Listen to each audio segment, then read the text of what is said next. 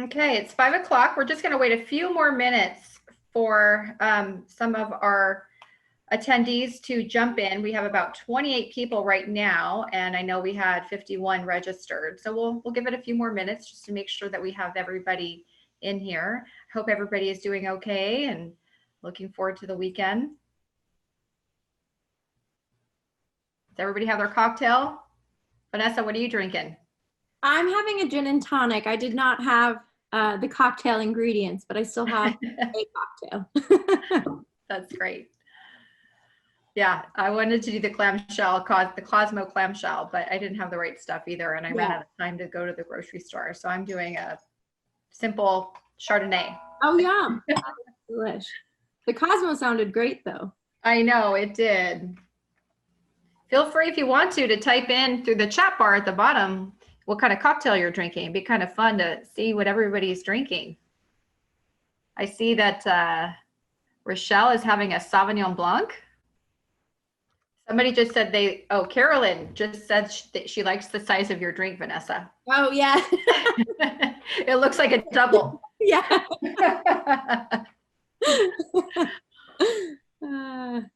So we are, let's see, we're about 4 minutes in. I think it's probably a good time to start. We have 32 participants. So I think we can go ahead and get our presentation started. I'm going to close the chat bar for now, or just minimize it. My name is Leanna Ursua. I'm the membership manager at the museum. Thank you so much for being with us tonight.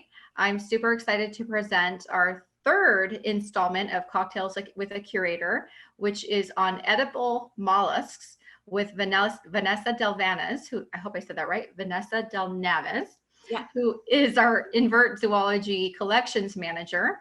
She's been with the museum now for 2 years. And she is drinking her favorite cocktail tonight, which is a gin and tonic. And so we're going to have Vanessa speak for about 30 to 35 minutes. If you have a question for her during the course of the presentation, please type that into the chat bar. So we have now opened up the chat bar so that it's available for everybody to see. So if you have a question, feel free to type it in as the presentation is going on. And then Vanessa can review those questions. If it is specific to a certain specimen that she's holding up, she'll be happy to answer it during that time. Otherwise, if it's a general question, we'll wait to the very end of the presentation, and then we'll select those questions as they come through, and Vanessa will answer them. If we happen to run out of time for all the questions tonight, Vanessa is happy to answer your questions by email, and I will provide everyone with her email address at the end of the presentation. So I think without further ado, Vanessa, you have the screen. Great. So I'm going to quickly share my screen to my PowerPoint. Let's see if this works. Okay, so I believe my screen is shared. Leanna, do you see that? Okay, great, awesome. So tonight I thought it would be fun to talk about edible mollusks, and hopefully you guys are fans of eating mollusks. If not, maybe you're just interested in the animals themselves, which is totally fine. I thought it would be fun to maybe just start off with a few trivia questions just to get things going and see what you guys know and introduce some fun facts. So I think Leanna was going to help with that to get that going. So if you can bring up the poll, Leanna, please, thank you. Awesome, so we have a few questions here. You can answer those and then submit, and then after maybe 30 seconds, Leanna can share those results with us. So the first question is picking out which one of those is not a mollusk. And then the second one is looking at how many tons of mollusks are consumed per year worldwide. And lastly, by what weight? What percentage of farmed seafood are mollusks? So give you guys just a couple more seconds. And Leanna, can you see things coming in with that? Great, okay. Awesome, okay, so you guys did a pretty good job. Yeah, so number one, out of these shellfish, which is not a mollusk, that's correct, most of you got that right, shrimp. So shrimp is a crustacean, which also includes crabs and lobsters and things like that, which are often also considered shellfish. Oysters, squid, and abalone are all mollusks, and we'll actually be talking about each of those today. So we'll be able to learn a little bit more about those. For number 2, how many tons of mollusks are consumed per year worldwide? You guys, the majority of you guys got that right as well. So 17 million tons, quite a lot. In a couple slides, we'll see what the market value of that is. And then lastly, by weight, what percentage of farmed seafood are mollusks? And let's see, so the last 2 are tied. The correct answer is 21%. In comparison, fish make up about 67% of that weight, and then crustaceans, another 10%. So great job, guys. We can get started on the PowerPoint. I think, let's see if I can close this. Perfect, thank you, Leanna. Let's see, yeah, perfect. So why mollusks of all things? Why talk about that this evening? Well, here at the Santa Barbara Museum of Natural History, in our invertebrate zoology collection, mollusks are actually our specialty. We have about 500,000 lots or 500,000 records of mollusks within our department. And while they help us study and learn about mollusks in several different ways, they're also a very important food resource, as we'll see, and we're able to learn a lot about them through the collections we have as well. So I thought it might be a fun thing to share kind of in this way. So to start off, mollusks as a food source, they're economically significant, as we saw in that one quiz question. 17 million tons are consumed per year worldwide, which is about $19 billion market value. Pretty impressive. They can be super sustainable, which we'll see, especially with bivalves. And there's also some cases where they aren't so sustainable. So we'll be able to learn some ways that we can all kind of choose more sustainable sources throughout this. And also, they're also just delicious, I think, and I'm hoping most of you guys think so as well, and nutritious too. So they're low in fat and cholesterol before you add all the butter and the good stuff. But they're also high in protein and omega-3s as well. Starting from the beginning, who was it that first ate a mollusk? So it's actually probably longer back than you might think. There's evidence of consumption up to 164,000 years ago, which was found off the southern coast of South Africa at Pinnacle Point, where there are a lot of other really huge archaeological finds from the Middle Stone Age. And it's pretty easy to kind of look at and understand why they're such a great food source in terms of harvesting. So they're really easily harvested in that they're often found in shallow water. They're very slow moving or just don't move at all. They're oftentimes very stationary. And they also come in their own roasting dish. So it's kind of everything packed into one, which is pretty wonderful. If you look back in the Roman Empire, there are recipes for mussels and oysters dating back to the 1st century AD. I have one up there on the screen right now with a translation at the bottom. Pretty simple, but still delicious. And here in North America, we know that mollusks have been a very important food source for Native Americans thousands of years back. So getting into it, I'm going to be talking about the 3 main groups of mollusks today. There are others, other classes of mollusks, but these are the 3 main big ones that we do eat. And I don't have time to cover everything, so I just chose a couple of my favorites to show with you guys. Let me just check the chat really quickly. Okay, great. So starting off, we'll start with gastropods, which are pretty much anything that you would consider a snail, either marine, freshwater, or land. They are univalved, meaning they just have that one shell rather than a bivalve like a clam. And then they often have that strong muscular foot. And the first ones we'll be talking about are abalone, which are pretty popular here in California.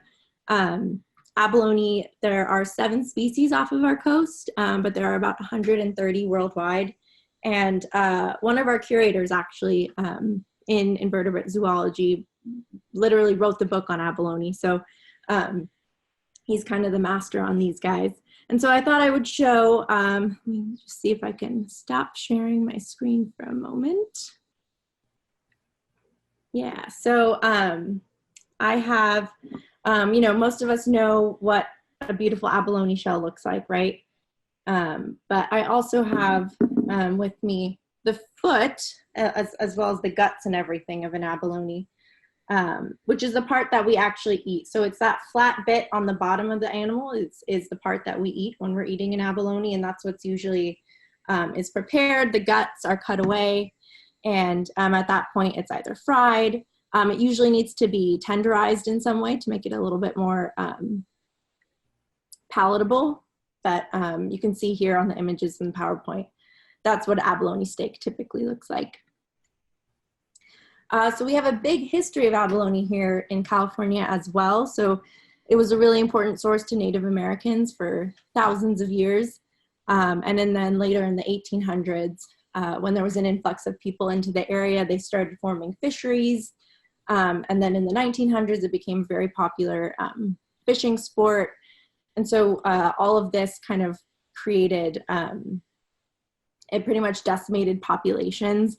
And then in addition to that, they also have gone through a disease called withering foot syndrome, which is a type of bacterium that affects the digestive tract and kind of forces them to eat themselves. And so their foot that on the right side you can see is a healthy foot versus a diseased one, kind of shrinks and becomes much smaller. And this disease isn't that well known, but they have some idea that perhaps warming water temperatures have something to do with it.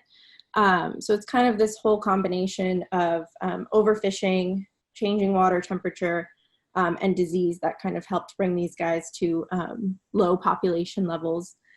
But abalone farming is still is popular now. And so that's probably the best way, definitely the best way to get abalone as a food source, and it's actually considered very sustainable when you are getting it from a farmed source, which is pretty wonderful.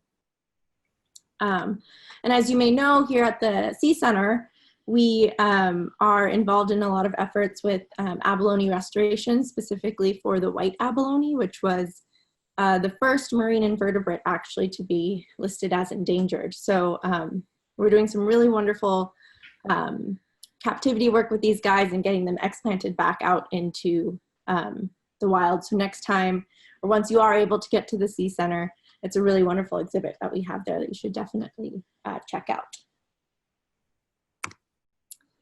Next up, in gastropods are escargot, which I know people kind of either love or hate or haven't had before.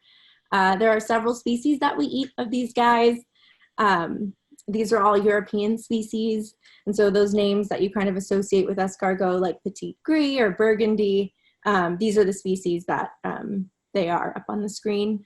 And while we do associate these with France and kind of the greater European area, this guy on the right-hand corner, Cornus Fersum, is actually also our common garden snail that we have here in California. So it's non-native, it's invasive. They came over also in the late 1800s with some French people who wanted their escargot here in California, and they got let out, and so now they're an invasive pest. But they are actually an edible species. Often when I tell people that, they ask, oh, can we just then go in our garden and grab the ones we have there to cook? And technically, yes, but you have to be really careful in that you want to make sure that they have not been exposed or eaten any plants that have had herbicides or pesticides on them. And we also have native snails here that are endangered, so you want to make sure that you're not eating those as well. Just a few things to keep in mind. So the act of farming snails is called heliciculture. And this is not so popular here in the US. There are some people trying to do it, but it's really hard to get a USDA certification for it because they're an invasive pest. So they're worried that by breeding more, there's going to be more that get out. So actually most of the escargot that you eat here in the US, if you were to go to a French restaurant, has been canned in France or anywhere in Europe, and then sent here. I talked to my brother who works at a pretty high-end French restaurant to see, do they get canned snails? And he said, yep, we absolutely do. So I think it's really rare to get fresh ones here in the US. And so to get them from snail to escargot, what needs to happen is, so when you eat a snail, you're eating the whole entire organism, meaning that whatever is in their digestive tract, you're going to be consuming as well. So what happens is, once they've grown to an appropriate weight and size, they'll remove them and put them into a different pen where there's no dirt. It's mostly, they'll feed them just kind of some kind of grain or cornmeal to kind of flush out their system. They're then boiled and then kind of placed back into a shell with butter and whatever herbs you would like, and then baked for a little bit. They are a really sustainable food source, though, if you think about it. You can grow a lot on a pretty small plot of land, and they're pretty much just eating plants that are native to the area. So just something to think about. Okay, so moving on. Next up are bivalves or clams, which are my personal favorite. There's a lot of edible clam or bivalve species, but I'm only going to be able to go over 2 today. But the reason they're so wonderful is that they are filter feeders most of the time, which means that you don't need to have feed for them, which you do for most other animal protein sources that are raised. So they're just eating whatever is in the water. They're filtering out algae and phytoplankton that's in the water to be able to sustain themselves, which is pretty wonderful. And that also helps keep our waters clean, which is really great as well. So we'll start with oysters, which I absolutely love. They're one of my favorite things to eat. Here in the US, every oyster that you'll eat that's from the US are one of 5 species. So often when you are eating oysters, they'll have all these fancy names and regions that they're from. And basically those are just brands or variations in the way that the oyster farmers are raising them, which are all fascinating in their own way, but they all come from one of these 5 species. And of these 5, actually only 2 are native to the US. So we have Ostrea lurida, the Olympia oyster, which is native on the West Coast. And then on the East Coast, we have Crasostrea virginica, the Atlantic oyster. And I have a few specimens here to share. So let me, great, yeah, stop that sharing. So we have, so on the East Coast, we have Crasostrea virginica, which are these guys. This is kind of a typical size. One thing I love to do is when I'm eating oysters is figuring out what species I have. So an easy way to tell these guys is they have this really deep purple muscle attachment scar on the inside. So after you eat them, you'd be able to see if they have that or not. On the West Coast, we have, I have a really small specimen here. They do get a little bit bigger, but this is Ostrea lurida. So these guys are quite small. They are raised and farmed, but often what you'll find are actually Crasostrea gigas, which are not native to the US. They're native to Japan, but have been brought over for farming. And these guys are a bit more frilly, a bit bigger, and I believe they make up 3/4 of the world's production of oysters. So more often than not, that's probably what you'll be eating. Get my PowerPoint back up. Great. So there are several ways to farm oysters. There's tray cultures, suspended cultures. You can raise them in bags or cages, and oftentimes that's done with a combination of these things. But again, it's a really wonderful farming method in that you don't have to feed them. They are just eating what is in the water near them. And so common lore, you may have heard, only eat oysters in months with the letter R in them, which is not so true anymore, especially if you're eating farmed oysters. So the reason why this was a saying is that oysters spawn or reproduce in summer months, meaning they release sperm and egg and they meet in the water. And it's said that when that does happen, that they don't taste quite as good because they're kind of changing their chemical composition to be able to do that.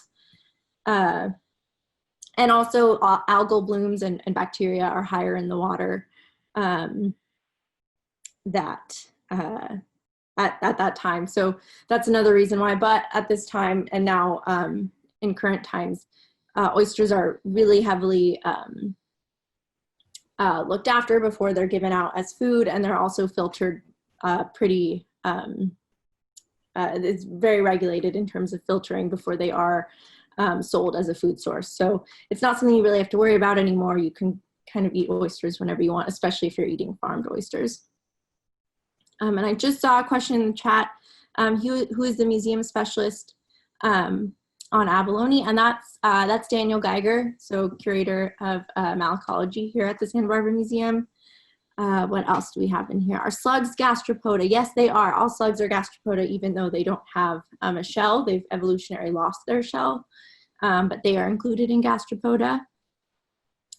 And do we have the same abalone that they have in Monterey? So we have some species here that kind of only go from Point Conception south, and then there are some that are also only further north. But there are ones that do share the range as well from here to there. Okay, so moving on, in bivalves are scallops. So scallops are another favorite of mine. I think there's over a dozen species that are eaten, but I just have a few here that are really popular. The Atlantic sea scallop, which are kind of the bigger, meatier ones that you'll find, versus the bay scallop, which are kind of those smaller ones that are a bit sweeter. And I have a specimen here to show the adductor muscle, which is the point in which the two shells of a scallop attach. And that's actually the part that you normally eat when you're eating a scallop. And this is what helps them to be able to create kind of fast movement in that closing and opening of their shells so that they can use jet propulsion to move through the water. I don't know if you guys have seen videos of scallop swimming. I have a little GIF here, but they just always make my day. They're really fun. So you can kind of see them moving along pretty quickly thanks to that adductor muscle. And that specimen that I have is here. And so I drew the outline of the adductor scar just with a pencil so you can see that. But so if you're ever walking along the beach and you do find a scallop, this is the Atlantic scallop, so you wouldn't find these here on our coast, but any other scallop, you'll be able to look inside that shell and see that adductor muscle scar, which is that attachment point for that muscle, which is also the point that you eat. Let me get back to the PowerPoint. Great. So one of the ways that scallops are commercially fished is through dredging, which basically means these two large metal baskets are dragged on the bottom of the ocean floor to be able to collect them, since they do rest on the bottom or they're benthic. But that also means that anything else that is down there with them is being scraped up and brought along with it for the ride. So there's a lot of bycatch that's involved with it. And this isn't super sustainable, obviously. But there is a lot of scallop farming that is going on. There are several ways in which this is done, kind of in different layers based on their age. So at their juvenile stage, they're raised in kind of in a way that's more enclosed. And then once they get larger, they can be put into, on the left, we have these lantern nets that kind of sit just floating in the water. So they're able to filter feed through that. On the right, we have a pulled up, I think it's called an ear rope, in which the ear part of the scallop is drilled with a hole and then hung by a rope, so they can just kind of float in the water. But that's much more laborious to do that with each and every scallop.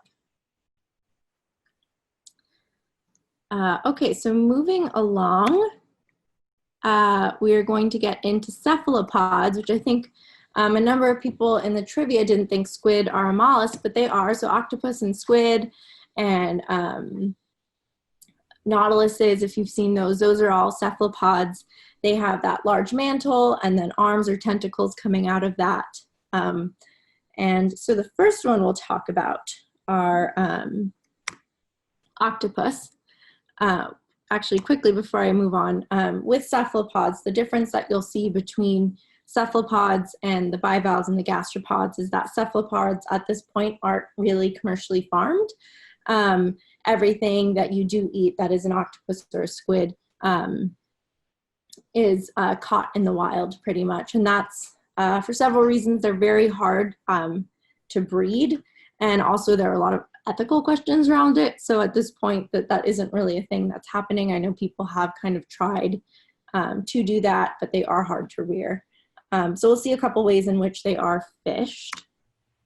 Starting with octopus, there are several species, some of which are found off our coast, some of which are not. They're really popular in Mediterranean dishes as well as some Asian dishes and can be eaten grilled or raw in either sushi or carpaccio. And as I said, they aren't commercially farmed, but the way that they are caught are in these pots because they really like to kind of find these places to go inside and shelter. So they'll hang pots off of either nets or ropes, and then that way any octopus that are nearby can go in and kind of shelter in there, and then they'll pull that up when it's time. Just check the chat bar because I think it's blinking. Yeah, so people are saying that it is what are the ethical issues associated with farming, and that you've heard that octopus are very intelligent. So they are very intelligent creatures, probably definitely the most intelligent, which is hard to rank, but invertebrate. And so people are often against raising animals that are intelligent in captivity, and not just in captivity, but to be eaten. So there are a lot of animal rights kind of issues associated with that. It's kind of hard to measure and gauge intelligence, but I think an octopus is kind of at the same level as a dog, is what I've read. And so I think a lot of people kind of associate that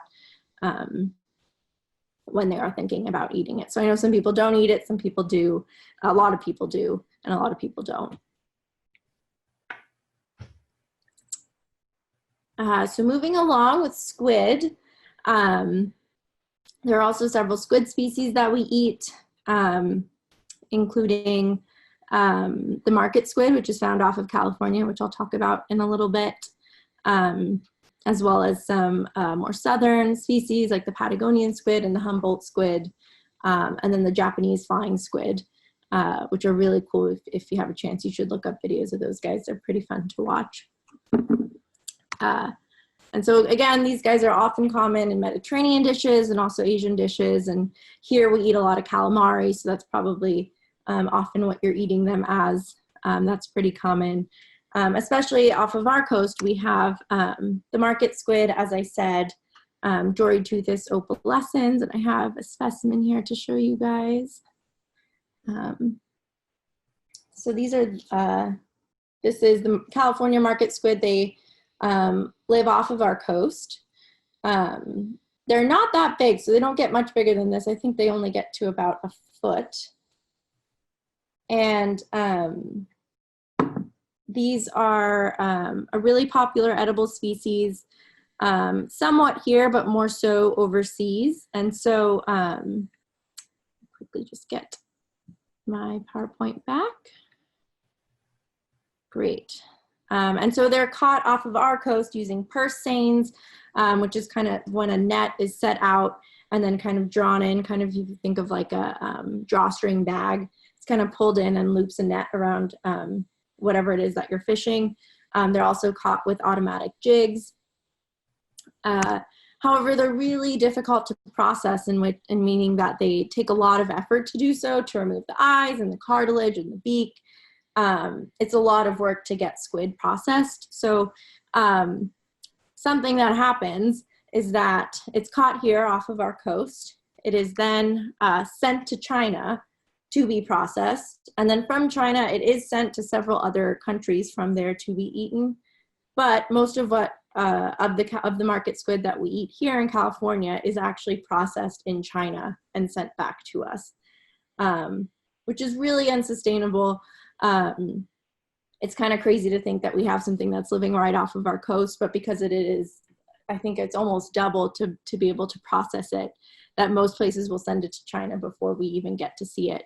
I do know there are certain restaurants that will pay this huge premium to be able to get it processed. I don't know of any here. I was just reading an article about this one restaurant in San Diego that does that so that they can be able to have sustainable squid in their restaurants, which is kind of a hard thing to figure out is, you know, what is it that you're eating is sustainable? How do you know? You may have heard of the Monterey Bay Aquarium Seafood Watch, but if not, it's a wonderful source. Let me try and share my browser and we can quickly go through it.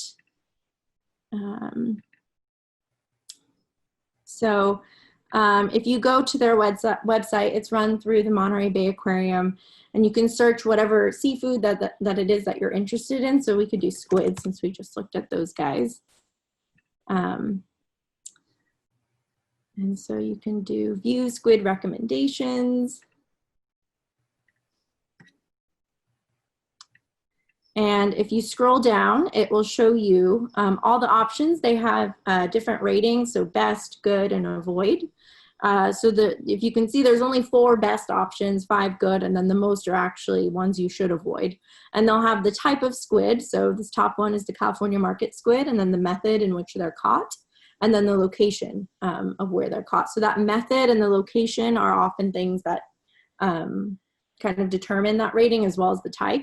And so if you click on it, it'll give you the score and a breakdown of the score as well as a summary of what's going on in terms of number for that species. And so if you scroll down, you can see all these other options that they have and where they're found. So it's a really great source if you're out and you want to check what it is that you're eating. They also have an app that you can have on your phone just to see. So you can see all these other ones that are ones that you should avoid, and you can see why it is they either target other species or there's bycatch or they're ruining the habitat and ecosystem and where they live. So just a cool thing to consider when you are eating seafood. Go back to the PowerPoint. Great. So one source that I wanted to share is Get Hooked, which is a Santa Barbara community-supported fishery. They are a subscription-based program that delivers really wonderful, locally sustainable seafood, and you get it weekly. They have all these different options that you can choose from. I myself am not a member, but I have had their fish before, and it's absolutely delicious. And you're supporting a really wonderful cause and eating sustainably if you do join them. So if you're interested, you can get all of their information on their website. And then lastly, I just wanted to share a couple of fun resources if you are interested in mollusks, either the organisms themselves or eating them. I have a couple books, one being The Essential Oyster, which is a really fun book about all the different varieties of oysters, and also has some fun recipes in it and a lot of discussion about the farming methods that they do. And then Spirals in Time, The Secret Life and Curious Afterlife of Seashells by Helen Scales is just a fun kind of overall read about mollusks and why they're so popular in shell collecting and in culture. And it's just a fun read. So yeah, that's what I have for you guys. Seems like there are a lot of questions in the chat bar to answer. I don't know if, Leanna, what the best way is. Should I just read these out and then answer them, or did you want to do that? Or yeah, I'm happy to do that. Great.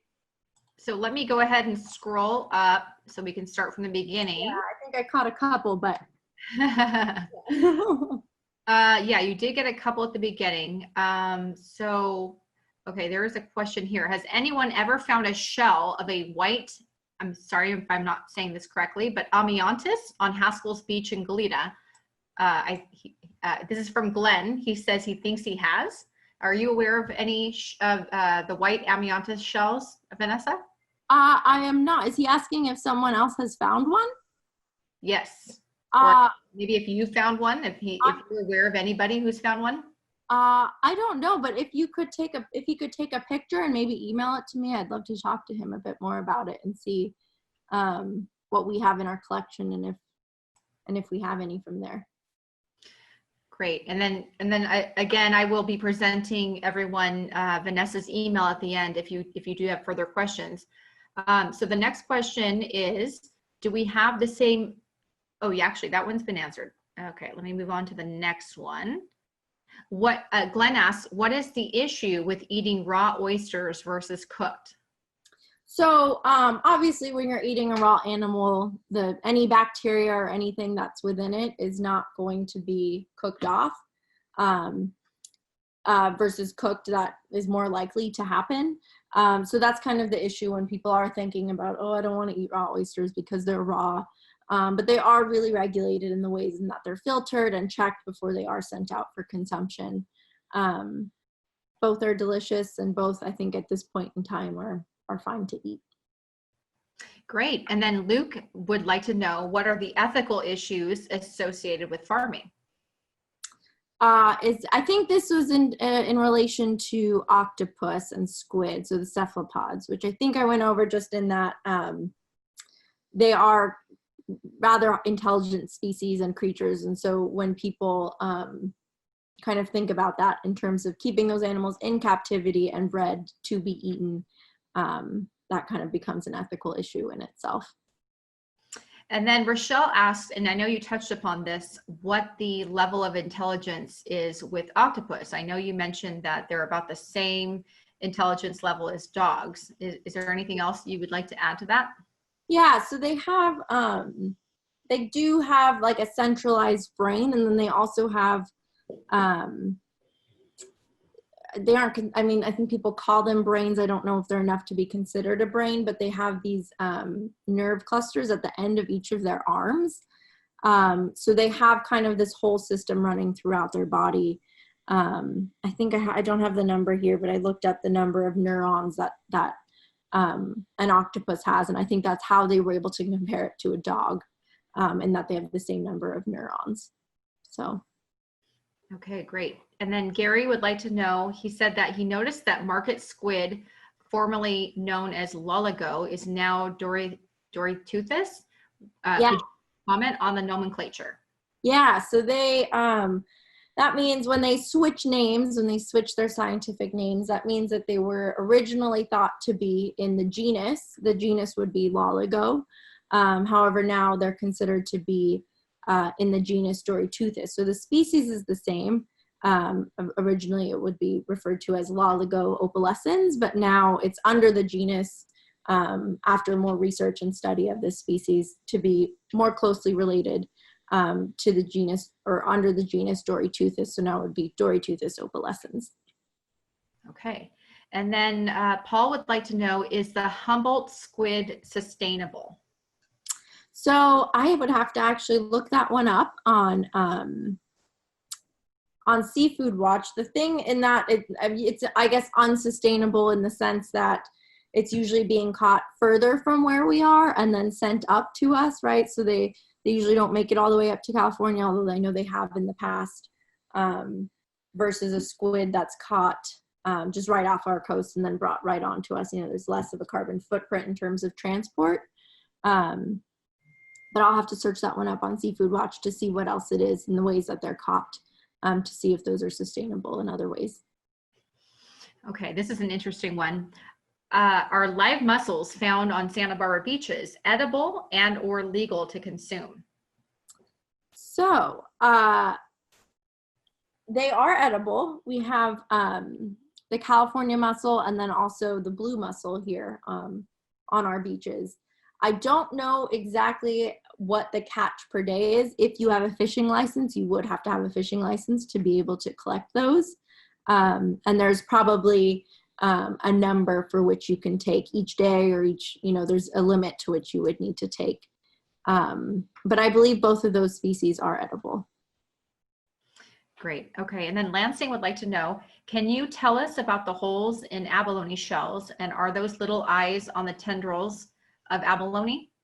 Yeah, so those holes are respiratory holes that they have on their shells, and that's often a way that we can identify them based on the number of shells that they have on their the number of holes that they have on their shell.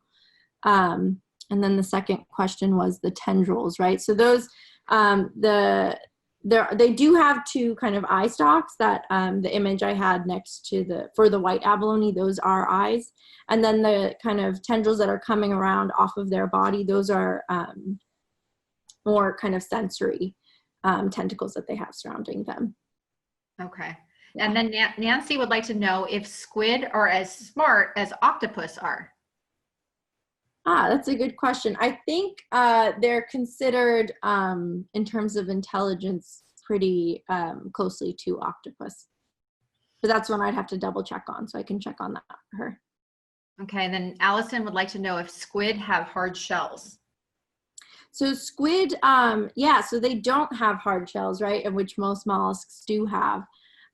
What they do have is this, they have a beak, which is kind of inside their mantle in between their arms and their tentacles, which is their kind of hard part, one hard part that they have. And then they also have a pen that the squid do that would hold ink. That is also considered another hard part that they have, but they don't have a shell. A nautilus, for example, they do have shells. So that's an example of a cephalopod that has kind of more of a shell-like part to them. Okay. Well, that is it for the questions. If anybody has any more questions, we still have about 15 minutes left. So feel free to jump into the chat bar and ask your questions while we have time. And give it about a minute. Oh, I think I'm seeing that Lansing has said that he's read Soul of an Octopus. Read Soul of an Octopus and you'll never eat one again. I actually have that book. I think I have it up on my bookshelf somewhere, but I haven't read it yet. But I'm looking forward to it. So I personally go back and forth on eating octopus. So I'm looking forward to reading it. I'm curious to know why he said that once you read it, you'd never go back to eating octopus again. Yeah, I'm assuming it's probably because you learn a lot about them and understand more about the way in which kind of they process their life, and so might be less interested in doing that. Yeah. Okay. All right. Any other questions? Here we go. Is an Argonaut like a nautilus? Yes, yeah. So those are included within that group in cephalopods. Those are really beautiful animals if you look those up. They have kind of that spiral shell that we associate with Argonauts and nautiluses. So. And then Allison would like to know, how did you get into this line of work? Yeah, so I studied marine biology in undergrad at UC Santa Cruz, and then it wasn't until after that I became really interested in museums and museum work and collection work specifically. So I started volunteering at several museums, including here at the Santa Barbara Museum of Natural History. I actually started out in the Butterfly Pavilion and became a volunteer in the Invertebrate Zoology collection, and eventually decided, yep, this is what I want to do. So I did a master's program in museum studies, and then luckily made my way back here as collection manager. So it's kind of a combination of my background in marine biology and then museum studies as well. So it's a fun job. Okay, well, we've got a few more questions coming in here. Are there any cuttlefish in North America? Oh, that's a good question. I do not know the answer to that, actually. I will look that up and send that back to you. I can't read who that's from. It's covered, but. Yeah, it's a little covered there. Yeah. It's hard to see. Yeah. That's a cute name for a fish. I like that, cuttlefish. Cuttlefish, yeah. They have a bone kind of inside of them. It's not a bone, but a hard part inside of them that is referred to as cuttle. So yeah. Let's see. Kellett's whelk is a marine snail, which I was told was going to be farmed or harvested.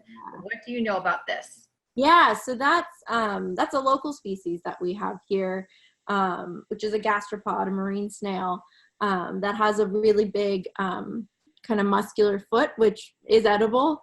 And I know that that's kind of a new venture that they're thinking of for farming or harvesting those. I think they're not quite sure yet on the point of their numbers in the wild and such, which are things that you would hopefully look into before you start commercially fishing or harvesting for them. But I do know that's kind of the next up and coming thing in terms of edible mollusks that we haven't really started eating yet in a big way. So yeah, it's an exciting thing to look forward to see what happens with that. Awesome. Okay, next question coming in is, how old are mollusks? Yeah, so great question. They're about 550 million years old in terms of when they started to kind of show up in our geological record. So quite old and have had quite a lot of time to kind of diversify. Gastropods are considered the most diverse of the mollusks, so that's why there's so many land snails so many snails they've taken over marine, land, and freshwater areas. And then we also have bivalves and cephalopods and chitons and scaphopods and several other classes of mollusks. So they've, within that time, become very, very diverse. Yeah, good question. Fantastic. Okay, do we have any other questions before we conclude?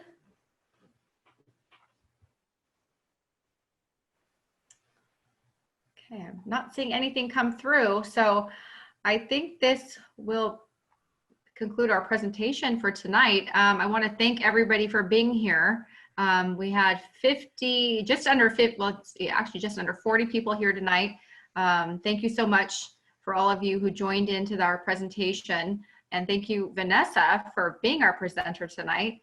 There are so many of you that are members, and I just want to tell you how much I appreciate your support and hanging in there with us while our doors are closed. We are working hard to reopen our doors to our members. So thank you once again. I know we have a science pub coming up next month. So that just came out in one of our newsletters, Tangled Up in Blue. So if you haven't had the chance to take a look at our newsletter, you want to open it up and register for that. That's going to be a great event. So again, thank you so much for being here tonight. Thank you, Vanessa. And yeah, thank you guys. Everybody has a wonderful rest of their week, and we'll see you all soon. Bye-bye. Bye.